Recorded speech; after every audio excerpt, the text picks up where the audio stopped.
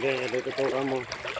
Ito naman po ang ating lain ng mga kinukuha sa sapa. Yan.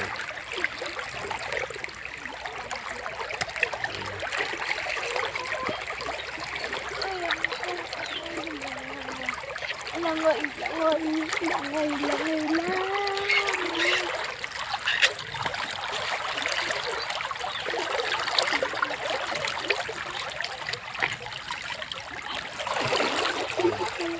At ayan po ang aking mga anak. Itutukan mo sila.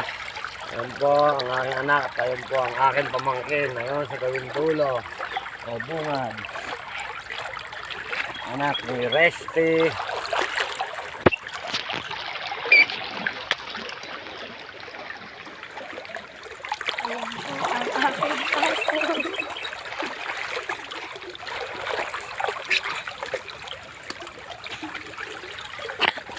Ito